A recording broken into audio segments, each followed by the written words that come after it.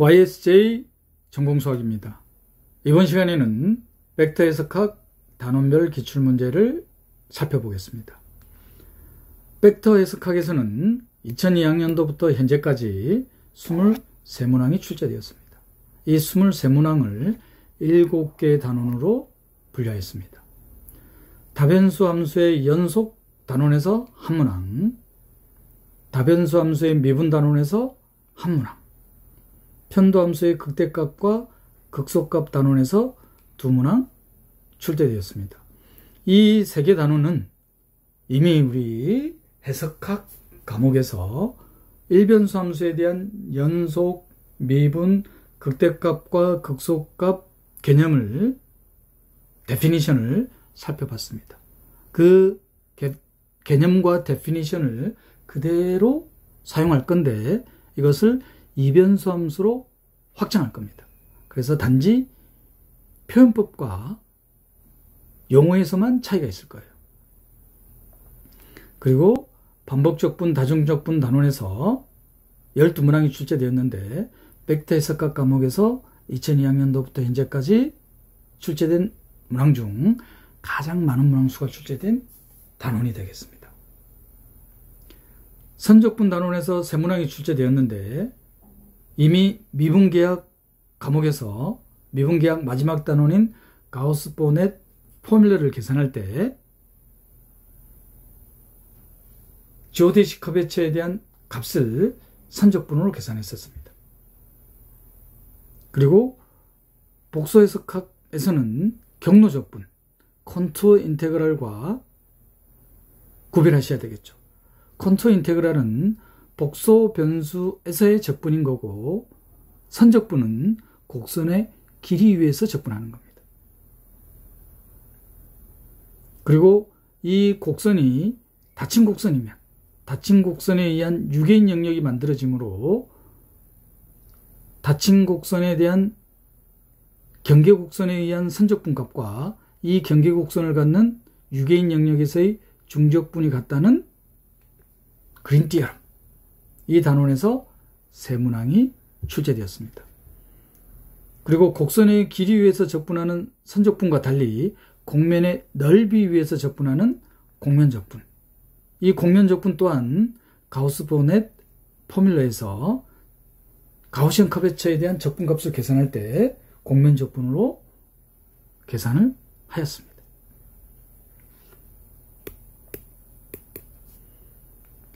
일곱 개 단원 23문항을 3개 학년도씩 단원별로 표로 정리하였습니다.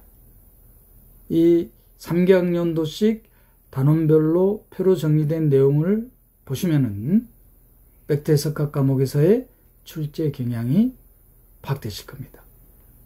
2002학년도에는 선적분 단원에서 한 문항이 출제되었고 2003학년도 4학년도에는 출제되지 않았습니다. 2005학년도 곡면적분 단원에서 한 문항이 출제되었고 6학년도, 7학년도에는 출제되지 않았습니다. 2008학년도에는 출제되지 않았죠. 2009학년도, 10학년도에 그린 띠어럼 단원에서 반복적분, 다중적분 단원에서 각각 한 문항 출제되었습니다.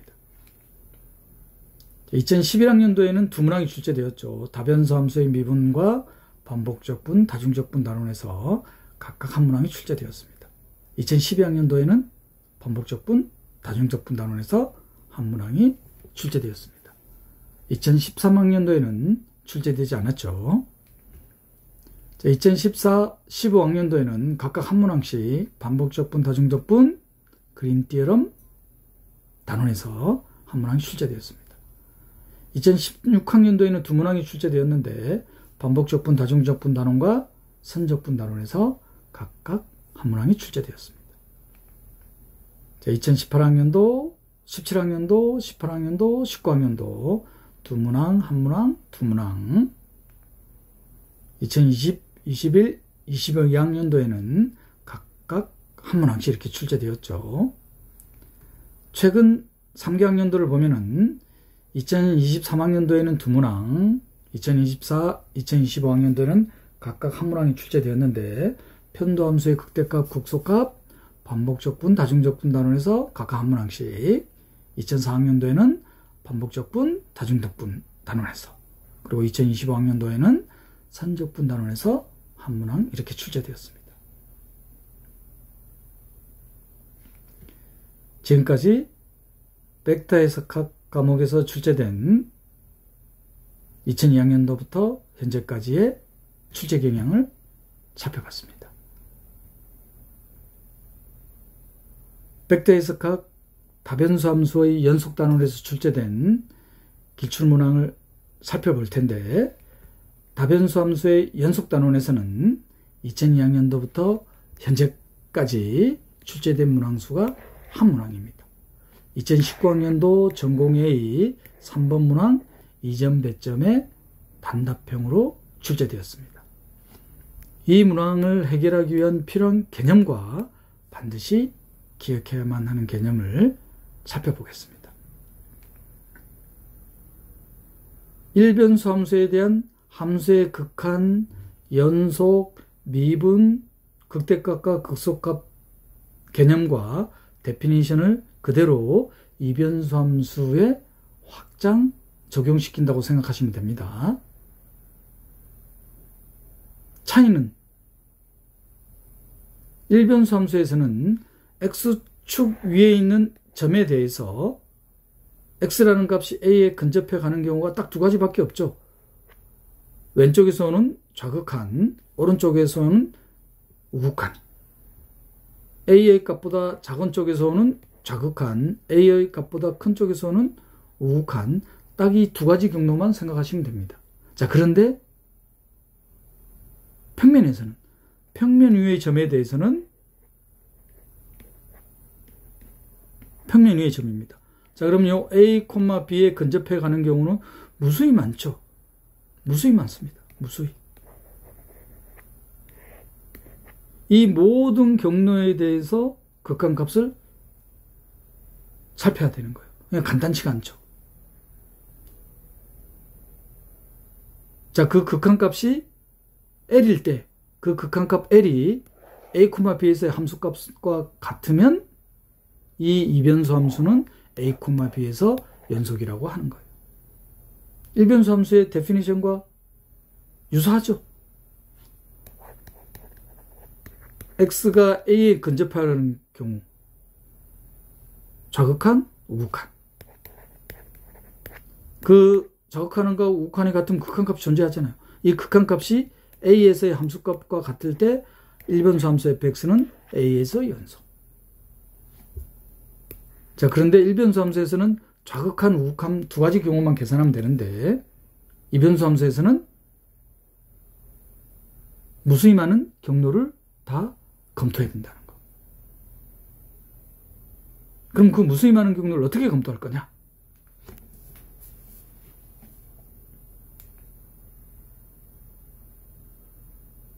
예를 들어서 한번 살펴볼까요? 가장 대표적인 이그젠플입니다. 자, 첫 번째를 보면은 지금 4개의 이그젠플이 원점에 근접하는 경우예요. 자, 그러면 저 원점을 평면 위에 임의의 점으로 봐도 상관없겠죠?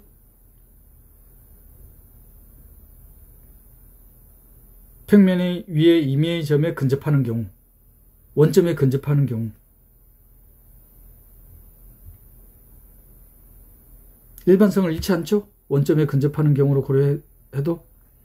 자, 그러면 원점에 근접하는 경우, 자, 1번을 보면은 가장 직관적인 경로, X축 경로, Y축 경로. 자, 그래서 X축 경로, Y축 경로를 계산해 보면은 어떤 식으로 계산할 거냐? X축 경로. X축 경로라는 것은 직선에 대한 방정식이 Y 꼴 0이잖아요. 그럼 X축 경로만 고려하겠다 이 말이에요. 그럼 Y축 경로는 고려하지 않는 거예요. 그럼 Y는 이미 0에 가 있다고 보는 거예요. 이게 아이디어입니다. 그러면 X축 경로에 대한 극한값. Y는 이미 0으로 가 있어요. 그럼 극한값 1이 되죠. 자, 이번에는 Y축 경로. x는 이미 0에 가 있습니다. 그럼 y축이니까 직선에 대한 방정식이 x 이꼴 0이 되죠. x는 이미 0에 가 있습니다. 이번엔 극한값이 어떻게 돼요? 마이너스 1이 되죠. 가장 직관적인 경로인 x축 경로와 y축 경로에 대해서 경로가 다른 극한값이 존재하죠. 그럼 1번은 극한이 존재한다, 안 한다? 극한이 존재하지 않는 겁니다. 자, 이제 2번입니다. 2번은 마찬가지로 x축 경로, y축 경로를 해보니까 분자를 보니까 x, y죠. x축 경로를 하든 분자가 0, y축 경로를 하든 분자는 이미 0으로 가버립니다. 따라서 x축 경로, y축 경로에 대한 극한값이 같죠. 그래서 극한값이 존재한다고 섣불리 판단하면 된다, 안 된다? 안 된다는 거죠. 왜 그러냐면은 원점에 근접하는 경로가 x축, y축 경로 말고도 많잖아요. 그죠? 또 다른 직선 y = x 혹은 x = y. 그럼 어떻게 주어지나요? x = y면 y = x이면 극한값이 0이 안 되죠. 극한값이 다른 경로가 존재합니다. 2번도 극한이 존재하지 않죠. 3번입니다. 자, 가장 직관적인 경로인 x축, y축 경로. 분자가 이미 0으로 가버리죠. 자, 이번에는 2번에서 극한값이 다른 경로가 존재했던 y = x 혹은 x = y. 마찬가지로 분자가 이미 0으로 가버리죠. 그럼 극한값이 다른 경로가 존재하지 않는 것처럼 보이지만 1, 2번은 둘 다 직선 경로를 선택했습니다. 자, 그러면 이번에는 직선이 아닌 경로. x = y제곱 혹은 y = x제곱. x = y제곱 경로를 선택해 볼까요? x = y제곱. 그러면 극한값이 0이 아닌 경로가 존재하죠. 3번 또한 극한이 존재하지 않습니다. 그럼 이제 4번은 이제 유추가 되시죠.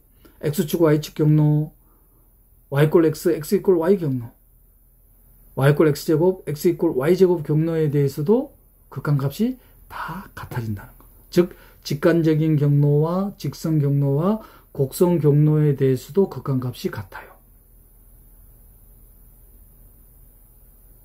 직선 경로와 곡선 경로에 대해서 극한값이 같을 때는 이 극한값은 존재한다고 유추를 하는 겁니다. 유추예요. 그러면 극한값을 결정짓기 위해서는 이때 이제 사용하는 방법이 뭐냐면은 우리 일변수 함수에 대해서 극한에 대한 입실론, 델타 방법을 그대로 도입할 겁니다. 일변수 함수에서는 델타 구간, 이변수 함수에서는 델타 구간이 뭐로 확장이 되겠다? 델타 원판. 반지름의 길이가 델타인 원판이 존재할 때 이 원판 내의 임의의 점에 대해서 원점에 근접하는 경로에 대한 극한값이 임의의 입실론보다 임의의 양의 실수보다 작게 되는지를 확인함으로써 극한값을 확정을 지을 겁니다. 이 극한값이 함수값과 같으면 연속이 되는 거죠. 그래서 일변수 함수에 대한 극한, 연속, 미분. 극한으로 다 데피니션이 확장이 되죠. 이변수 함수도 마찬가지입니다. 다변수 함수의 연속, 이 다음 단원이 다변수 함수의 미분, 그 다음 단원이 편도 함수의 극각과 극대각과 극소각. 자, 그러면 4번은 퀘스천 마크. 극한값이 존재하는지 확정짓기 위해서는 입실론, 델타 방법을 사용해야 된다는 거. 자, 그럼 노테이션을 어떻게 할 거냐? 자, 먼저 x축, y축 경로입니다. y는 이미 0에 가 있는 겁니다. x가 0으로 근접하는 가는 경우. 극한값 1이죠. x는 이미 0에 가 있는 겁니다. y가 0에 근접해 갈 거예요. 극한값이 다른 경로가 존재하죠. 자, 극한을 계산할 때 어떻게 계산하는지 노테이션 직관적이죠.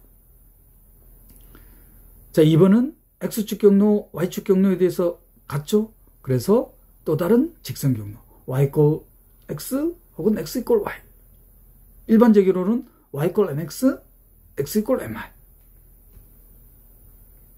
자, 그래서 y꼴 x 경로에 대해서. 자, x가 0에 근접해 갈 겁니다. 자, 극한값이 0이 아닌 경로가 존재하죠. 따라서 2번 또한 극한값이 존재하지 않는다는 거. 자, 3번은 이제 노테이션 금방 익숙해지시죠? x축, y축 경로, 직선 경로, 극한값이 같더라. 그럼 남은 게 y 꼴 x제곱, x 이꼴 y제곱. 자, x 이꼴 y제곱 경로를 선택해버리면 x가 0에 근접, y가 0에 근접해 간다고 보시면 되죠. 혹은 y 꼴 x제곱이면 x가 0에 근접해 가는 경우. 자, x 이꼴 y제곱에 대해서 y가 0에 근접해 가는 경우입니다. 아, 극한값이 0이 아닌 경로가 존재하죠. 따라서 1, 2, 3번은 극한값이 존재하지 않는다는 거. 이 1, 2, 3번에서 사용했던 경로에 대해서 4번에 대한 함수의 극한은 모두 다 극한값이 같다는 거. 그렇다고 해서 극한이 존재한다고 판단할 수 있다 없다. 왜냐하면 무수히 많은 경로가 존재하는데 그 무수히 많은 경로를 입실론 델타 방법으로 결정짓는다는 거. 일변수 함수에서 했던 그 방법을 그대로 사용할 겁니다. 트릭도 그대로예요. 명백하죠? 3 절대값 y보다 작잖아요. 왜냐? 분수 형태에서는 분모가 분자보다 크면 1 이하이기 때문에. 그리고 이 절대값 y를 어떻게 처리할 거냐면은 루트 y제곱. 루트 y제곱은 루트 x제곱 더하기 y제곱. 바로 중심이 원점이고 반지름인 델타인 원판을 선택할 수 있잖아요. 그러면 적당한 양화실수 델타를 뭐로 선택해버리면 되겠다. 3 절대값 y보다 작기 때문에 적당한 양화실수 델타를 3분의 입실론으로. 그러면 이미 입실론보다 작게 된다는 입실론 델타 방법이 사용이 되죠. 따라서 반지름의 길이가 델타인 적당한 양화실수 델타를 선택할 수 있게 되는 겁니다. 따라서 4번에 대한 극한은 0으로 존재한다는 거. 이 원점에서의 함수값이 만약에 0이면 이 분수함수는 원점에서 연속이 되겠죠. 다변수 함수의 극한 연속이었습니다. 자, 어떤 식으로 출제되는지 한번 볼까요? 2019학년도 전공A 3번 문항 2점 배점의 단답형 문제입니다.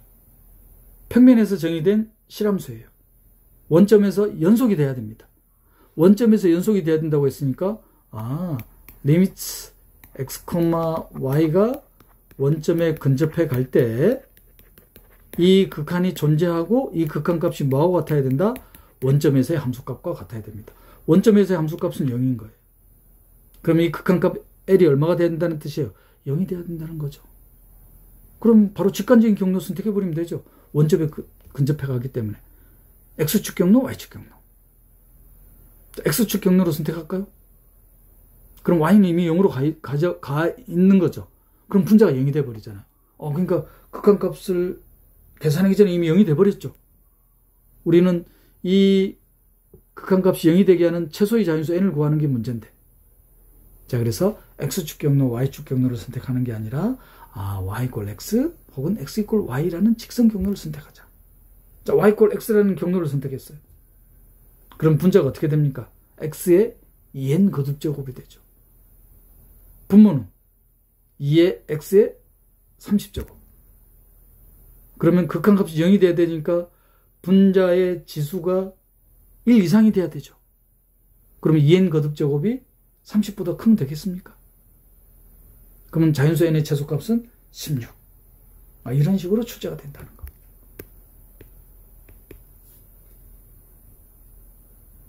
그래서 자연수 n의 최소값은 16이 되겠다. 다변수 함수라고 해서, 이변수 함수라고 해서 전혀 부담될 게 없죠. 오히려 일변수 함수보다 더 간단할 수가 있습니다. 왜냐하면 일변수 함수에서는 이런 문제를 출제하지 않을 거 아니에요. 그죠? 지극히 당연하기 때문에.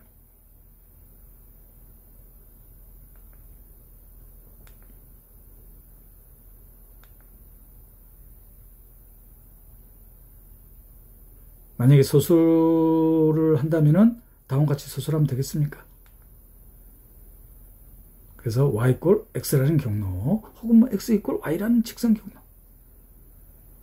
따라서 극한값이 0이 존재하기 위해서는 지수가 1 이상이 돼야 되죠. 따라서 자연수 n의 최소값은 16이 되겠다. 지금까지 다변수 함수의 연속 단원에서 2002학년도부터 현재까지 출제된 기출문제를 살펴봤습니다. 다변수 함수 연속 단원에 대한 리뷰는 일변수 함수에 대한 극한 연속에 대한 개념을 이변수 함수로 확장한다는 거. 자, 그런데 이 이변수 함수에 대한 극한 L을 계산하는데 A, B라는 평면 위의 점에 근접하는 경우는 무수히 많기 때문에 이 무수히 많은 경로를 어떻게 검토를 할 거냐. 자, 그래서 아이디어가 X축, Y축 경로인 만약에 A, B가 원점이면은 1번화 할까요, 그러면? 1번화 합시다. A, B를 지나는 직선 경로. 기울기가 M이고 A, B를 지나는 직선 경로. 그럼 X가 A에 근접해 가면 Y가 B에 근접해 가게 되겠죠? 이 직선 경로에 대해서 극한. 직선 경로에 대해서 극한이 존재한다고 해서 극한을 L이라고 확정 지을 수 없죠? 자, 이번에는 곡선 경로. Y 꼴 M에 X 빼기 A 제곱 더하기 B 혹은 X 이꼴 M 프라임에 Y 빼기 B의 제곱 더하기 A. 곡선 경로.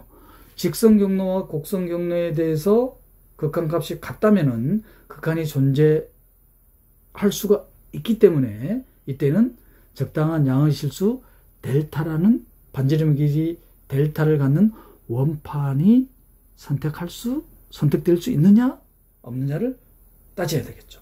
일변수 함수에 대해서 입실론 델타 논법을 사용할 겁니다.